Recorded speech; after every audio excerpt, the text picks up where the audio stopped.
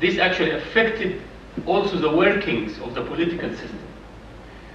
Certain parliaments were dissolved by a judicial verdict, like the Parliament of '84 and the Parliament of '87.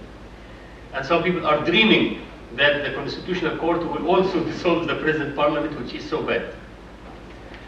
And that's why the executive always tries all gimmicks to intercept the judicial verdict that the Parliament is not constitutional.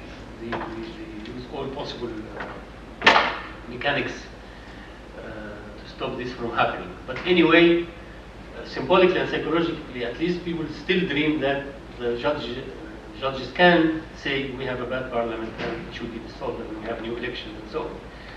I just mentioned this judiciary part because I was referring to the non-theocracy part in the sense that Egypt is secular and is modernist, and this began earlier on than the last few years.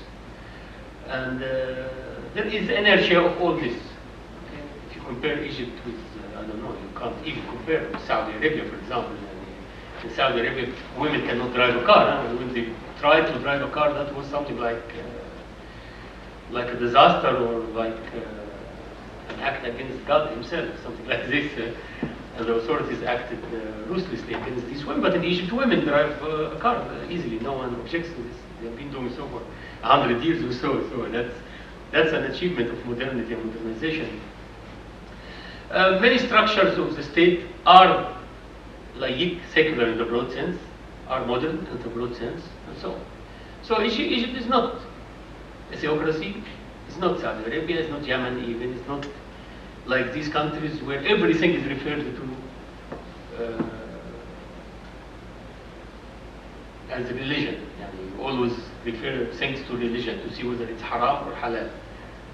Even daily life behavior, from eating to drinking, to getting dressed, to speaking, to acting, to playing a role in the political system, everything is treated as halal or haram, as allowed by Islam or not allowed by Islam. In Egypt, the picture is much more fluid than this, much more flexible. Hence, it is not a theocracy, of course.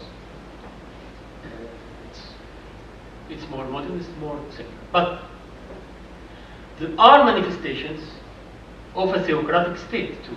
There are manifestations of a theocratic framework. These manifestations exist primarily in culture, because Egyptians are devoutly religious people. They are in their majority very flexible people also and pragmatic. They live their life and their other life at the same time. They are the people of God, but the people of life at the same time. And I'm speaking about lay Egyptians who have certain brand of modern Islam, moderate Islam or moderate Christianity. So in culture, there is a high measure of religiosity in Egyptian culture. Egyptians think of themselves as Egyptians, but also as Muslims or as Christians. So they feel religion, and they practice it to the best of their ability in daily life.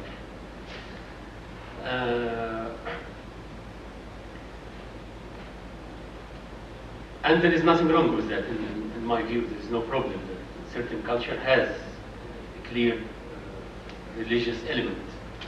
After all, religion all over the world is a large component of different cultures, including the supposedly secular Western culture. There is a Christian or Judeo-Christian element, which is clear, of course. And I think we're going to celebrate Christmas next month. And that is a religious Easter, of course, in the secular framework.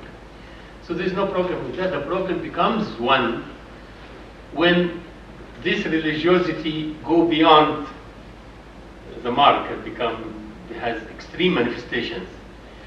And this is what has happened in Egypt in the last quarter of a century or so, because of the social crisis, economic crisis, the psychology of resorting to Allah is expanding, and many people are becoming more and more religious, to the extent that they can become fanatic.